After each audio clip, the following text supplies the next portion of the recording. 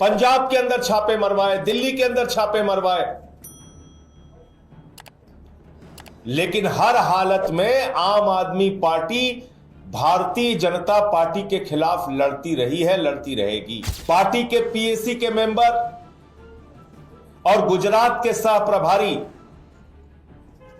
भाई दुर्गेश पाठक जी के घर पे सीबीआई को मोदी जी ने भेज दिया धमकाने के लिए। क्यों धमकाने के लिए भेजा?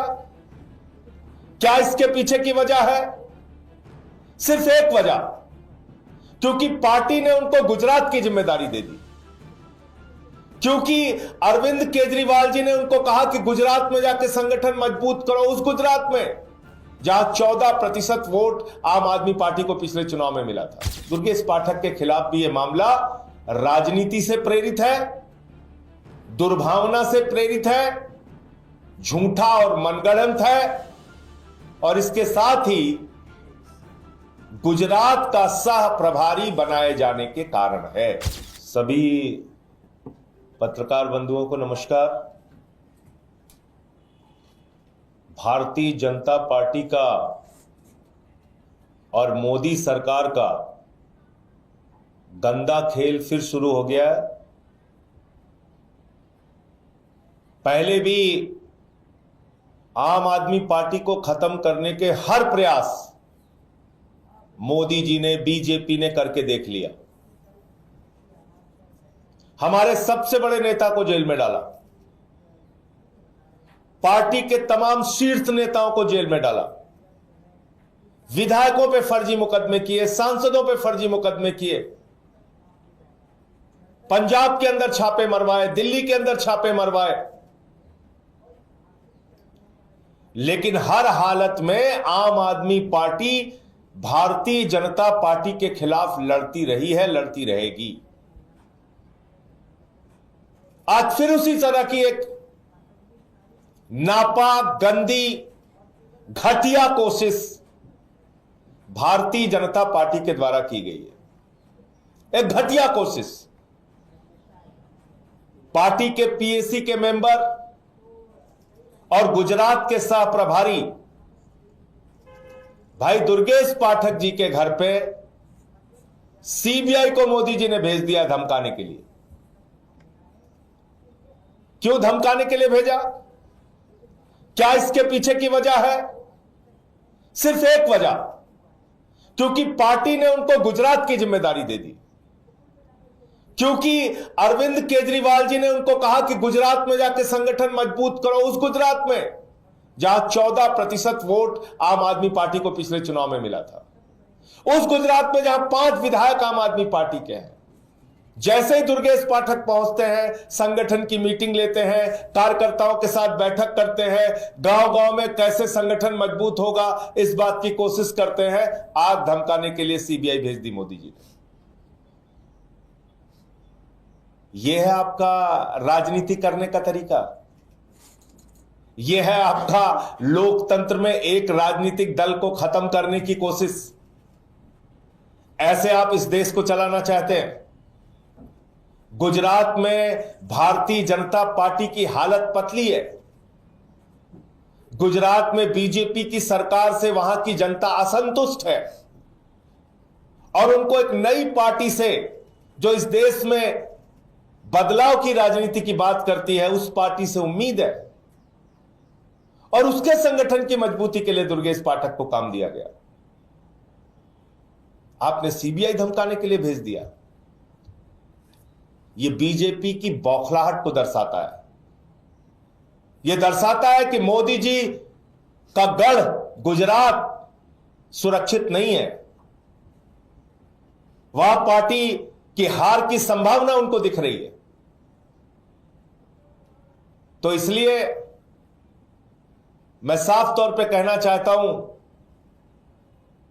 कि आप लोगों ने पहले भी बहुत कोशिश करके देख ली, आगे भी जितना दम लगाना है दम लगा लो, जितनी यातनाएं देना है दे लो, जितने फर्जी मुकदमे बनाना है बना लो, जितने मनगढ़ंत मामले बनाना है बना लो। आम आदमी पार्टी ना झुकी है न झुकेगी, लड़ती रही है, लड़ती रहेगी। हम न रुकने वाले हैं न थमने वाले हैं, आपके खिलाफ मजबूती से अपनी आवाज उठाते रहेंगे। दुर्गेश पाठक के खिलाफ भी यह मामला राजनीति से प्रेरित है, दुर्भावना से प्रेरित है, झूठा और मनगढ़ंत है, और इसके साथ ही गुजरात का सह प्रभारी बनाए जाने के कारण है। इसके अलावा कोई कारण नहीं। तो मुझे इतनी बात कहनी थी। आम आदमी पार्टी पूरी मजबूती के साथ दुर्गेश पाठक जी, उनके परिवार के साथ खड़ी है, और हमने हर लड़ाई का सामना, बीजेपी के हर जुल्म और जाति का सामना किया है, आगे भी करते रहेंगे। आपके कोई प्रश्न आप पूछ सकते हैं। विदेशी फंडिंग से जुड़ा मामला बताया जा रहा है कि कल इसमें एफआईआर हुई, आज सीबीआई पहुंची, तो क्या आपको जानकारी है इस मामले को लेकर, अगर आप बता पाएं? देखिए, ये बड़ी अजीब बात है। पहली बात तो मुझे पूरी जानकारी नहीं है कि किस मामले को लेके ये सीबीआई धमकाने पहुंची है, लेकिन आप बताइए, अगर आपकी बात मान लूं तो ये मामला कब से उधेड़ बुन किया जा रहा है? ये तो 10 साल से ही राग अलाप रहे भाजपाई। विदेशी फंडिंग, विदेशी फंडिंग, विदेशी फंडिंग। क्या हो गया उसका? तो ये मामला कैसे बना? ये मामला तब बना जब गुजरात के सह प्रभारी बनाए जाते हैं दुर्गेश पाठक। अब बताइए ना, तो 10 साल से विदेशी फंडिंग का राग अलाप रहे भाजपाई, तो आज तक तो कुछ नहीं हुआ। अब क्यों छापा पड़ गया? सीबीआई क्यों धमकाने पहुंच गई इस दुर्गेश पाठक को? क्योंकि गुजरात के सह प्रभारी बनाए गए वो। यही काम पिछले गुजरात के चुनाव के पहले मोदी जी ने आम आदमी पार्टी के नेताओं के खिलाफ किया था। वही काम अब उन्होंने शुरू कर दिया। सर, एक तरफ आप कह रहे हैं कि बीजेपी आपको इस तरह की परेशान करेगा, दूसरी तरफ कांग्रेस भी बात कह रही है। नेशनल हेराल्ड मामले में सोनिया राहुल का चार्जशीट दाखिल हुई, तो वो लोग कह रहे हैं कि विपक्ष को खत्म करने की कोशिश है। देखिए, कांग्रेस बीजेपी का तो एक नूरा कुश्ती का खेल चल रहा है। आपने दिल्ली के चुनाव में देखा होगा, भाजपा जीती, कांग्रेसी नाच रहे थे। जीती थी भाजपा, नाच रहे थे कांग्रेसी। तो उनका तो नूरा कुश्ती का खेल चल रहा है। कभी आपने सुना हो राहुल गांधी के घर ईडी सीबीआई का छापा, सोनिया गांधी के घर ईडी सीबीआई का छापा? आप बताइए मुझे। रॉबर्ट वाड्रा से 5-6 घंटे पूछताछ होती है, उनको छोड़ दिया जाता है। आम आदमी पार्टी के नेताओं को पकड़ते हैं, 12-12 घंटे, 20-20 घंटे, 3-3 दिन पूछताछ करते हैं। तो ये तो नूरा कुश्ती का खेल साफ तौर पर दिख रहा है। धन्यवाद। वक्फ को लेके आज भी सुनवाई हुई है और कल काफी अहम सुनवाई हुई थी।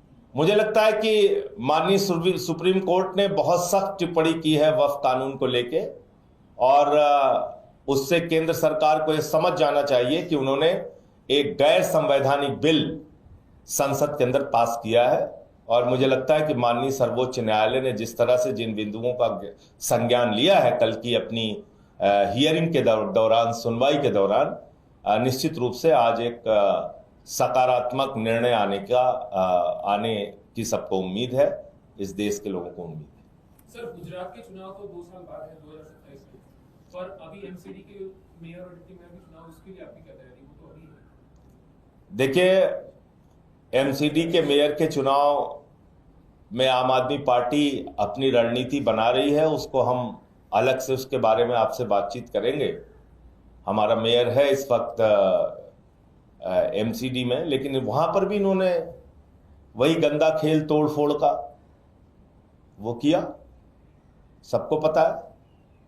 हमारे पार्षदों को तोड़ने का काम किया, कहीं एमएलए तोड़ते हैं, कहीं एमपी तोड़ते हैं, कहीं पार्षद तोड़ते हैं, तो काम किया उन्होंने।